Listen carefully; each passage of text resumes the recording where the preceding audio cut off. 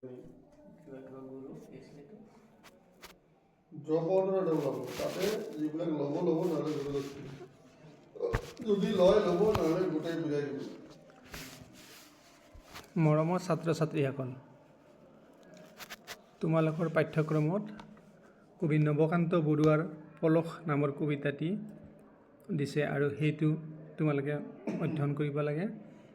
মই পলস নামৰ কবিতাটি পাঠ কৰি দিম আৰু ইয়াৰ কিছু অন্তৰ্নিহিত কথা আলোচনা কৰিম। তোমালোকে পাঠটি মন দি শুনিবা। কবি নৱকান্ত।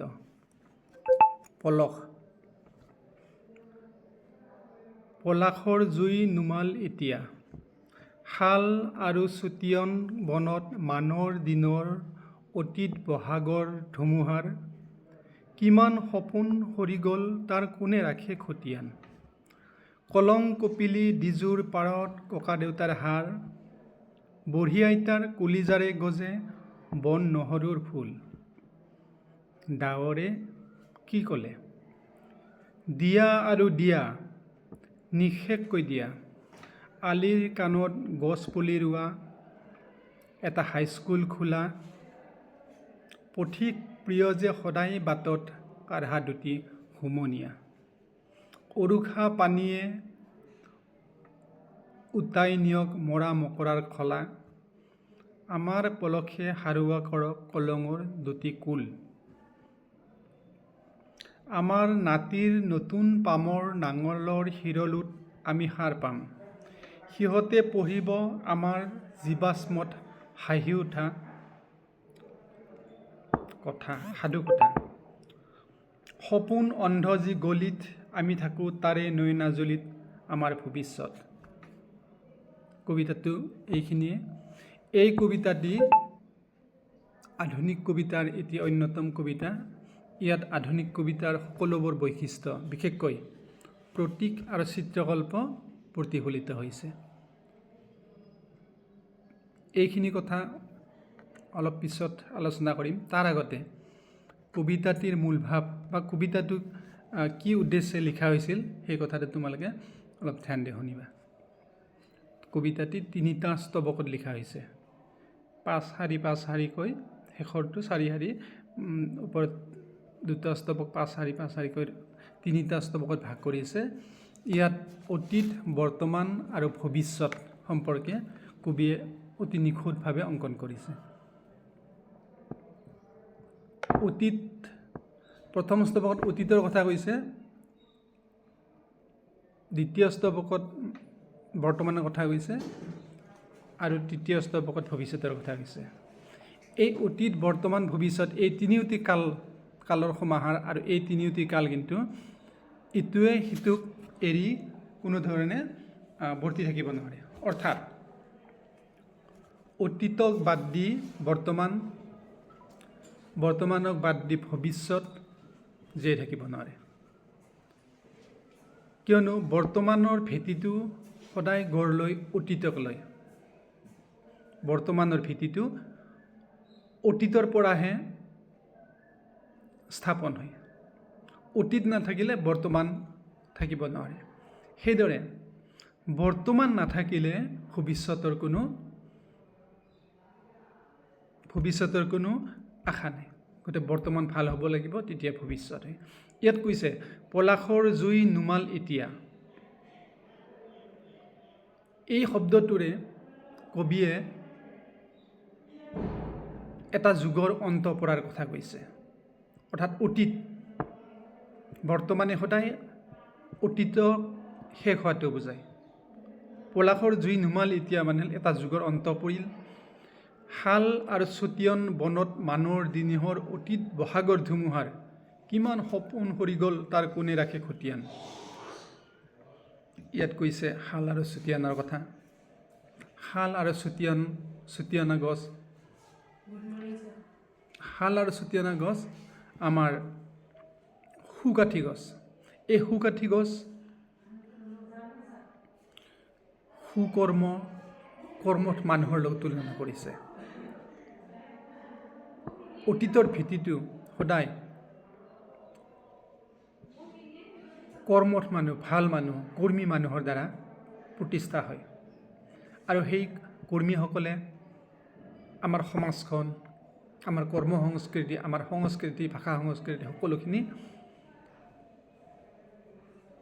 তেওঁলোকে দি থৈ যায়।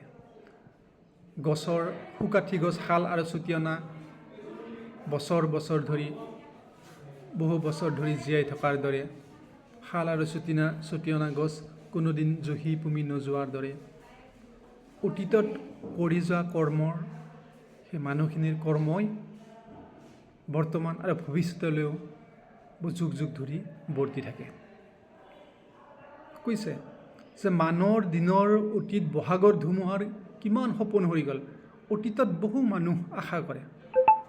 মানুহে আশা কৰে আৰু সেই আশা বহুখিনি শেষ হৈ যায়। কালক্ৰমত কালে নিঃশেষ কৰি পেলায়।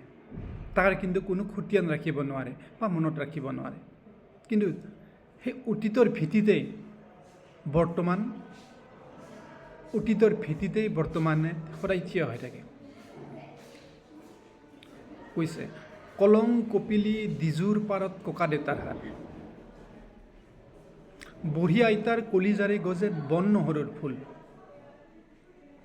আমি অতীতৰ যিসকল সুকৰ্মী, যিসকল কৰ্মঠ মানুহ, যিসকল আদৰ্শৱান মানুহ, তেওঁলোক এই সংসাৰৰ পৰা গুচি গ'ল। তেওঁলোকক আমি কলং কপিলি দিজু ইত্যাদি নৈৰ পাৰত, অৰ্থাৎ পানীৰ ওচৰত বা জলাশয়ৰ ওচৰত আমি তেওঁলোকক সমাধি দিছোঁ। আৰু তেওঁলোকৰ সমাধিৰ মাজত সমাধি অতীত হৈ গ'ল, যুগ যুগ পাৰ হৈ গ'ল। তেওঁলোকৰ সমাধিত বন নহৰুৰ ফুল গজিলে, নিঃশেষ হৈ গ'ল। কিন্তু তেওঁলোকে যি কৰ্ম কৰি থৈ গ'ল, তেওঁলোকে যি কৰ্মৰে সমাজৰ ভেটিটো গঢ়ি থৈ গ'ল, সেই ভেটি আমি কেতিয়াও না কৰিব নোৱাৰোঁ। আৰু সেই ভেটিতে আমি থিয় হৈ আছোঁ সুদৃঢ়ভাৱে। তাকে কৈছে কলং কপিলিৰ দিজুৰ পাৰত ককা দেউতাৰ হাত, বুঢ়ী আইতাৰ কলিজাৰে গজে বন নহৰুৰ ফুল। ককা দেউতা, বুঢ়ী আইতা এইবোৰ আমাৰ সকলো পূৰ্বপুৰুষ, আৰু তেওঁলোকে আমাৰ সমাজখন সুন্দৰকৈ সজাই থৈ গ'ল, সমাজখনৰ ভেটি নিৰ্মাণ কৰি থৈ গ'ল। এইখিনি আছিল অতীতৰ কাল। এইবাৰ আমি দ্বিতীয় স্তবকত আহিছোঁ, বৰ্তমানৰ কেনেকৈ গৈছে। ডাৱৰে কি ক'লে, দিয়া আৰু দিয়া, নিষেধকৈ দিয়া, আলিৰ কাণত গছ পৰলি ৰোৱা, এটা হাইস্কুল খোলা, প্ৰিয় পুথিক যে সদায় বাটত কাঢ়া দুটি হুমুনিয়া। এই কথাখিনি প্ৰতীকাত্মক। কৈছে ডাৱৰে বৰষুণ যেনেদৰে যিমান দিলেও ডাৱৰে যেন নিষেধকৈ দিব, ডাৱৰে যেন নিষেধকৈ দিবলৈ চেষ্টা কৰে। ওপৰত ডাৱৰ, ক'লা ডাৱৰ নুগুচালৈকে ডাৱৰে বৰষুণ দিয়ে থাকিব। অৰ্থাৎ ডাৱৰে নিজকে নিষেধকৈ বৰষুণ দি পৃথিৱীৰ গছ গছনি, লতা লতিকা, জীৱ জন্তুক আশীৰ্বাদ দিয়ে আৰু সহায় কৰে। ঠিক তেনেদৰে বৰ্তমানৰ ভাল পুৰুষ, ভাল মানুহ, ভাল লোকে কি কৰে, নিজক কৃপণালি নকৰি নিজৰ জীৱনটোক সমাজৰ হিতৰ বাবে, লোকৰ হিতৰ বাবে, মানুহৰ বাবে উপকাৰ কৰে। তেওঁ নিজৰ জীৱনটোক নিষেধকৈ বিলাই দিয়ে যাতে সমাজৰ উন্নতি হয়। কৈছে যে আলিৰ কাণত গছপুলি ৰোৱা এটা ডাঙৰ কাম। গছ সঞ্জীৱনী, জীৱ জন্তু মানুহৰ কাৰণে সঞ্জীৱনী। এটা হাইস্কুল খোলা, শিক্ষানুষ্ঠান, এইবিলাকক প্ৰিয় পুথিক বুলি কৈছে। যিসকলে আমাৰ সমাজখনত পঢ়াশালী নথকাৰ সময়ত এখন গাঁৱত পঢ়াশালী স্থাপন কৰিছিল, যিসকলে মানুহে অহা যোৱা কৰা ৰাস্তাটো নিৰ্মাণ কৰিছিল, যিসকলে সেই ৰাস্তাৰে দুকাষে গছ গছনি ৰুই, ডাঙৰ ডাঙৰ গছ গছনি ৰুই সুন্দৰ কৰি পৰিৱেশ গঢ়ি থৈ গৈছিল, এইবিলাক প্ৰিয় পুথিক বুলি কৈছে। সেই প্ৰিয় পুথিকৰ ভেটিতে আমি বৰ্তমানে বৰ্তি আছোঁ। আৰু এই প্ৰিয় পুথিক, ভাল পুথিক বা ভাল কাম কৰা আদৰ্শৱান ব্যক্তিসকলে গঢ়ি থৈ যোৱা সমাজখন আমি জীয়াই আছোঁ। আৰু তেওঁলোকক আদৰ্শ অনুকৰণ কৰিয়ে আমিও তেনেকুৱা ভাল কাম কৰিব লাগে। আগৰ মানুহ যেনে হাইস্কুল খোলা এটা ভাল কাম, গছ গছনি ৰোৱা ভাল কাম, ঠিক তেনেদৰে আমিও তেওঁলোকৰ আদৰ্শ শিৰগত কৰি সমাজখন আগবাঢ়ি যোৱাৰ ক্ষেত্ৰত আমি সদায় দৃঢ় প্ৰতিজ্ঞাৰে ভাল মনেৰে আগবাঢ়ি যাব লাগে। গতিকে ভাল কাম কৰোঁতে সদায় বেয়াখিনিক আমি মুখি-মূৰ কৰিব লাগে, বেয়াখিনিক আমি কি কৰিব লাগে, যাবলৈ দিব লাগে, বেয়াখিনিক ধৰি ৰাখিব নালাগে, বেয়াখিনিক আমি বিদায় দিব লাগে। সেইখিনি কথাকে এইদৰে কৈছে যে উৰুষা পানীয়ে উটাই নিয়ক মৰা মকৰাৰ খোলা। মৰা মকৰাৰ খোলাটো জীৱন্ত নহয়, মৰা মকৰাৰ খোলাত কি প্ৰাণহীন, জীৱন নাথাকে। গতিকে আমিও কি কৰিব লাগে, কিছুমান বেয়া নীতি, কিছুমান বেয়া আদৰ্শ আনক অনুকৰণ কৰি বেয়া হোৱাৰ সমাজত যিবিলাক কাম সেইবিলাক বাদ দিব লাগে। মৰা মকৰাৰ খোলা উটাই দিয়াৰ নিচিনাকৈ আমিও লেট দেম গো বুলি সেইবিলাক এৰি দিব লাগে, আচলতে যাব দিব লাগে। আমাৰ পলসে সাৰুৱা কৰক কলঙৰ দুটি কুল, এইটো এটা ডাঙৰ কথা কৈছে। আমাৰ পলস সাৰুৱা কৰক কলঙৰ দুটি, কলং নদীৰ ইপাৰ আৰু সিপাৰ। সিপাৰ হ'ল কোন? ককা দেউতা আজো ককা, বৰ্তমান ইপাৰত আমি আছোঁ, বৰ্তমানে আমি জীয়াই আছোঁ। আৰু আমি তেতিয়াহে জীয়াই থাকিম যেতিয়া আমি ভাল কাম কৰি যাম। আমি তেতিয়াহে জীয়াই থাকিম, তেতিয়াহে আমাক জীয়াই ৰাখিব, আমাৰ স্মৃতি ধৰি ৰাখিব যেতিয়া আমি ভাল কাম কৰি যাম। যিদৰে আমি অতীতৰ পূৰ্বপুৰুষৰ কামক সৰগত কৰি বৰ্তমান জীয়াই ৰাখিছোঁ, যিদৰে আদৰ্শৱান পুৰুষসকলক মনত ৰাখিছোঁ, ঠিক তেনেদৰে আমিও আদৰ্শৱান হ'ব পাৰিম ভৱিষ্যতৰ প্ৰজন্মৰ হাতত, যেতিয়া আমি সমাজখনত ভাল কাম কৰি থৈ যাম। এই কথাখিনিকে কৈছে যে আমাৰ নাতিৰ নতুন পামৰ নাঙলৰ শিৰলত আমি সাৰ পাম, অৰ্থাৎ আমি মৰিও জীয়াই থাকিব পাৰিম। কাৰ হাতত জীয়াই থাকিব পাৰিম? নাতিসকলৰ হাতত। তাৰমানে আমি ভাল কাম কৰিলে আমাৰ নাতি পৰিণাতিসকলেও আমাক মনত পেলাব। সিহঁতে পঢ়িব আমাৰ জীৱাস্মত জাতিস্মৰৰ হাঁহি উঠা সাধু। তেওঁলোকে কি কৰিব, যে ককা দেউতাহঁতে এনেকুৱা আছিল, ককাহঁতে এনেকৈ জীয়াই আছিল বুলি আমাৰ কথা সুঁৱৰি তেওঁলোকেও এদিন আমাক সোঁৱৰণ কৰিব। সপোন অন্ধ যি গলিত থাকোঁ, তাৰে নয়নাজুলিত আমাৰ ভৱিষ্যত। গতিকে আমি আমাৰ ভৱিষ্যত মৰিও আমি অমৰ হ'ব লগা কৰ্ম কৰি থৈ যাব লাগিব সমাজখনত।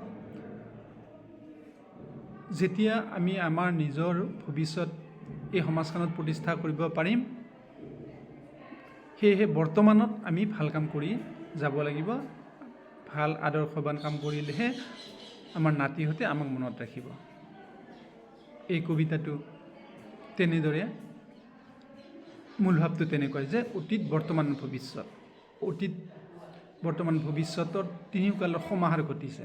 অতীতৰ বুকুতহে বৰ্তমানে গঢ়ি উঠে আৰু বৰ্তমানৰ বুকুতহে ভৱিষ্যতে জীয়াই থাকিব পাৰে। সেয়েহে অতীত বৰ্তমান ভৱিষ্যত এই তিনিওটা কালৰ এটা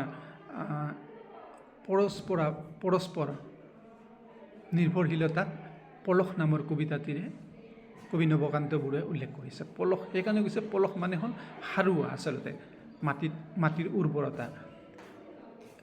বাৰিষা পানীয়ে মাটি উপচাই পেলাই থৈ যোৱা মাটিৰ যি সাৰুৱা, সেইখিনি পলস বুলি কৈছে। কিন্তু সেই মাটিৰ কথা কোৱা নাই, আমাৰ সমাজত পলস পেলাই থৈ যোৱাৰ কথা কৈছে। আমাৰ সমাজত ভাল কাম কৰিলে আমি এইদৰে পলস পেলাই থৈ যাব পাৰিম। এইখিনি হ'ল কবিতাটিৰ মূল কথা। এতিয়া আহোঁ আমি এই কবিতাটি কেনেদৰে এটা উৎকৃষ্ট আধুনিক কবিতা হ'ল। পলস নামৰ কবিতাটি, পলস নামটোৱেই এটা প্ৰতীকাত্মক, কিয়নো এই পলস বুলি কোৱাৰ লগে লগে মাটি পানী বালিয়ে পেলাই থৈ যোৱা সাৰুৱা কৰা মাটিৰ পলসটোৰ কথা কোৱা নাই। আচলতে কৈছে সমাজত ভাল কাম কৰি থৈ যোৱা মানুহৰ আদৰ্শৰ কথাহে, তাকে পলস বুলি কৈছে। এইটো এটা প্ৰতীকাত্মক শব্দটোৱে। পলাশৰ জুই নুমাল এতিয়া বুলি কোৱাৰ লগে লগে অতীতৰ এটা যুগৰ অন্ত পৰাৰ কথা কৈছে। শাল আৰু চুতীয়ন গছ বুলি ক'লে শাল গছ হ'ল সুকাঠি গছ। শাল গছৰ লগত আমাৰ ভাল আদৰ্শৱান পুৰুষৰ লগত তুলনা কৰিছে। কলং কপিলীৰ ডিজুৰ পাৰত ককা দেউতাৰ হাল, ইমান ধুনীয়া ধুনীয়া বুঢ়ী আইতাৰ কলিজাৰে গজে বন নহৰুৰ ফুল, ইমান ধুনীয়া এটা চিত্ৰকল্প। এই চিত্ৰকল্প আধুনিক কবিতাৰ অন্যতম বিষয়। ইয়াত কৈছে অতীতৰ ককা দেউতাহঁতে কৰি থৈ যোৱা ভাল কাম আৰু সেই যিহেতু মানুহ জীয়াই নাথাকে, ককা দেউতাসকলো এতিয়া নাই, তেওঁলোকক আমি সমাধি দিছোঁ। আৰু কিন্তু সেই সমাধি কি বহন কৰি আছে? সাক্ষী বহন কৰি আছে। তাত বন নহৰুৰ ফুল গজি গ'লেও তেওঁলোকৰ সমাধিয়ে আমাক সাক্ষী বহন কৰাই ৰাখিছে যে ইয়াত আমি ককা দেউতাসকলক আমি কি কৰিছোঁ? সমাধি দিছোঁ। আৰু তেওঁলোকে এইখন সমাজ গঢ়ি থৈ গৈছিল। আমি সেই সমাজতে জীয়াই আছোঁ, সেই সমাজতে জন্ম লাভ কৰিছোঁ। আৰু তাৰ পৰাই আমি কি কৰিব লাগিব? এই সমাজৰ পৰাই আমি পুনৰ ভৱিষ্যতৰ বাট মুকলি কৰিব লাগিব। ঠিক তেনেদৰে ডাৱৰে ক'লে দিয়া আৰু দিয়া নিশেষকৈ দিয়া। এই কথাখিনিও আচলতে বৰষুণ দিয়া ডাৱৰৰ কথা কোৱা নাই, কৈছে আমাৰ মনৰ কথা। ডাৱৰে যিদৰে বৰষুণ দিয়ে, ক'লা ডাৱৰজাকে বগা হৈ যায় বৰষুণ শেষ নোহোৱালৈকে, ঠিক তেনেদৰে ভাল মানুহে সদায় নিজৰ কৰ্মৰ দ্বাৰা ভাল কাম কৰি কৰি কৰি নিশেষ হৈ যায়। সেই কথাটোকে ডাৱৰৰ লগত তুলনা কৰিছে। এইটো এটা প্ৰতীকাত্মক, সুন্দৰ প্ৰতীকাত্মক। হাইস্কুল খোলা, হুমুনিয়া, এইবিলাক এটা প্ৰতীকাত্মক শব্দ। ঠিক তেনেদৰে উৰুষা পানীয়ে উটাই নিয়ক মৰা মকৰাৰ খোলা, প্ৰতীকাত্মক শব্দ। মৰা মকৰা হ'ল কুসংস্কৃতি, বেয়া সংস্কৃতি, বেয়া কৰ্ম। মৰা মকৰা জীৱন্ত নহয়, মৰা মকৰাক আমি আদৰি একো লাভ নাই। আমাৰ সমাজৰ পৰা আমি যিবিলাক বেয়া কথা, যিবিলাক বেয়া নীতি আদৰ্শ, এইবিলাক উটাই দিব লাগে। আৰু ভাল জীৱন্ত জীয়াই থাকিব পৰা, আমি ভৱিষ্যতে জীয়াই থাকিব পৰা কৰ্মহে কৰিব লাগে, এই কথাটোহে কৈছে। তেতিয়াহে আমি কি কৈছে? আমাৰ পলসে সাৰুকৰ কলঙৰ ধুতিকুল বুলি ক'লে আমি অতীত হৈ যাম এদিন। আৰু ভৱিষ্যতে আমাৰ নাতি পৰিণতি থাকিব, আমি অতীত হৈ যাম। সেই আমি আৰু আমাৰ ভৱিষ্যতে নাতিসকল অৰ্থাৎ ভৱিষ্যত প্ৰজন্মৰ মাজত এটা যোগসূত্ৰ আমি ৰাখি থৈ যাব লাগিব ভাল কামৰ মাজেৰে। সেইকাৰণে তাকে কৈছে কলঙৰ দুটি কুল মানে পাত। কলং নদীৰ ইপাৰ সিপাৰৰ লগত তুলনা কৰিছে। কলং নদীত জীৱনৰ এটা যুগৰ লগত তুলনা কৰিছে। এনেদৰে এই পলস নামৰ কবিতাটি কবি নৱকান্ত বৰুৱাই সুন্দৰ প্ৰতীকাত্মক শব্দেৰে এতিয়া আধুনিক উৎকৃষ্ট কবিতালৈ পৰ্যবেক্ষিত কৰিছে।